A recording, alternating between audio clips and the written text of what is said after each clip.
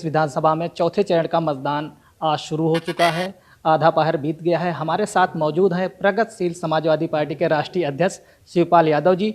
आइए जानते हैं कि समाजवादी पार्टी के साथ कैसे तालमेल मिला के चुनाव में अपनी रणनीति को अपना रहे हैं। और आप समाजवादी पार्टी के साथ मिलकर चुनाव में हैं, आगे क्या रणनीति है आपकी? भाजपा को हराने के लिए आप क्या रणनीति अपना रहे हैं? हाँ, देखिए, पश्चिम से चुनाव शुरुआत हुई थी। पश्चिम से शुरुआत होते होते मध्य के बाद आज लखनऊ में मतदान हो रहा है और पूरा मतदान जो अखिलेश यादव के नेतृत्व में गठबंधन बना है, तो उसमें वोट जनता कर रही है।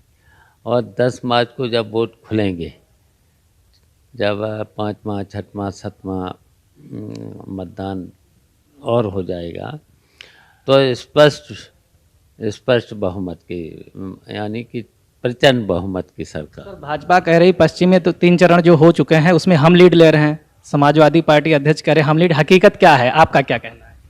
देखिए, अभी तक 3 चरण में तो 100 के करीब, चौथे में और आगे हो जाएंगे।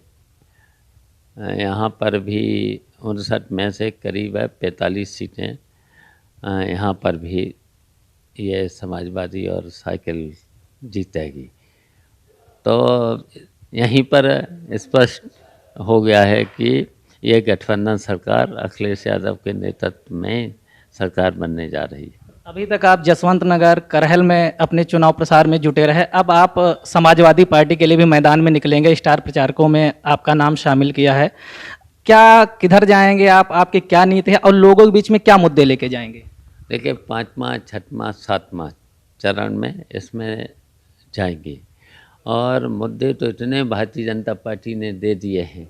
महंगाई, बेरोजगारी और भ्रष्टाचार, 3 तो ये मुद्दे दे दिए। फिर किसानों का मुद्दा, किसानों के साथ साथ व्यापारियों का मुद्दा, जो व्यापार ख़त्म किया है इन लोगों ने।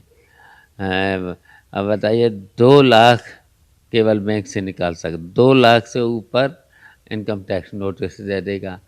और इस महंगाई में करोड़ों से नीचे तो कोई बिजनेस होना ही नहीं, अपना पैसा नहीं निकाल सकते हैं।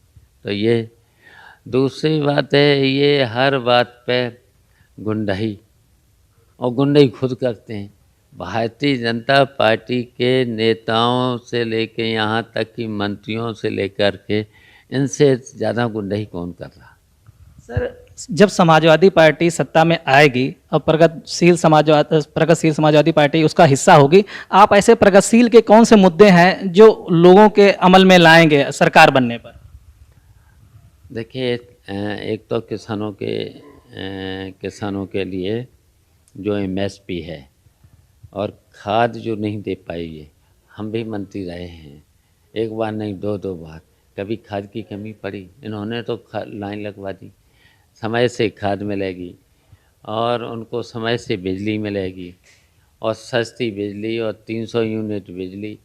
और फिर उनके जो भी फसल पैदा करेंगे, एमएसपी, किसान को लुटने नहीं देंगे, उनको लाभकारी मूल्य।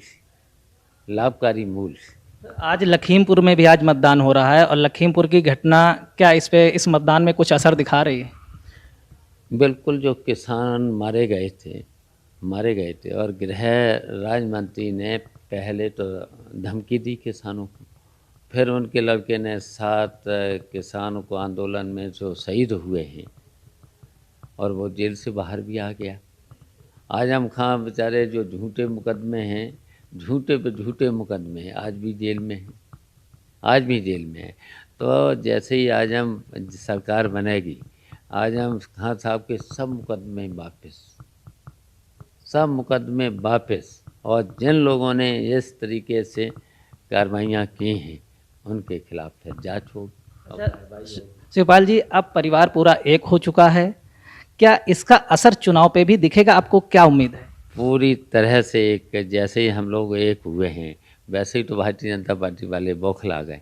तब कहाँ की घटना ला रहे हैं, अहमदाबाद, कहाँ का कि साइकिल पे बम, जो गरीबों के निशान है साइकिल, किसानों का, गरीबों का, छात्रों का, नौजवानों का, यहाँ तक कि छात्र लड़कियों का, और ये सब निशान है उस पर चोट। तो बताओ फिर कौन इनको भारतीय जनता पार्टी को पसंद करेगा। अब 10 मार्च को जब वोट खुलेंगे तो भारतीय जनता पार्टी का सफाया, और जो अखिलेश यादव के नेतृत्व में गठबंधन बना है और अखिलेश यादव मुख्यमंत्री बनेंगे, और पूरे प्रदेश में अमन चैन, और बिल्कुल गुंडाई नहीं, अराजकता नहीं, आतंकवाद, खुद आतंकवादी भारतीय जनता पार्टी के लोग हैं। यही आतंकवाद को बढ़ावा देते हैं। इन्होंने आज तक के आतंकवाद को ख़त्म नहीं कर पाए। जब भाजपा हमेशा कानून व्यवस्था को लेकर मुद्दा उठाती है सपा पे, इसके लिए क्या क्या उसमें कुछ बदलाव करेंगे और कैसे लोगों को भरोसा दिलाएंगे कि इस बार सरकार बनेगी तो कानून व्यवस्था बेहतर होगी? बिल्कुल कानून व्यवस्था, इस सरकार में तो नौकरशाही नहीं इनकी मंत्रियों की सुन रही है, मुख्यमंत्री की बात नहीं सुन रही है। तो ये लाइन ऑर्डर कहाँ से संभाल लेंगे? हम लोग संभालेंगे, हम संभाला है, आप संभालें। आपकी भाजपा के प्रति तलखी तो मीडिया में आती रही है, लेकिन योगी जी से आपका प्रेम बताते बहुत है, योगी जी आपकी बात सुनते हैं, क्या है सच, लोगों को बताएंगे कुछ? देखिए, मैंने हमेशा बड़ों का सम्मान किया है, नेताजी का हमेशा मैंने सम्मान किया है। तो ये तो अब देखिए मुख्यमंत्री थे और संत थे, हमेशा मैंने कहा कि भाई संतों का सम्मान होना चाहिए, तो उस आधार पर मैंने किया है। कितनी सरकार ला रहे हैं? मैंने तो उनसे विधानसभा में भी कहा था कि नौकरशाही आपके कब्जे में नहीं है, मैंने कहा था। कितनी सीटें ला रहे हैं इस बार आप? देखिए, प्रचंड बहुमत, लगभग 300 के आसपास स्पष्ट बहुमत की सरकार बनेगी, प्रचंड बहुमत की सरकार बनेगी। ये थे हमारे साथ शिवपाल यादव जी, जो प्रगतिशील समाजवादी पार्टी के राष्ट्रीय अध्यक्ष हैं। इन्होंने कहा है कि प्रगतिशील समाजवादी पार्टी और समाजवादी पार्टी मिलकर यूपी में सरकार बनाएगी और युवाओं, रोजगार, किसानों को ध्यान में रखकर नीतियां बनाई जाएंगी और साथ ही बेहतर कानून व्यवस्था का भी दावा किया। संदीप पांडे, ईटीवी भारत, लखनऊ।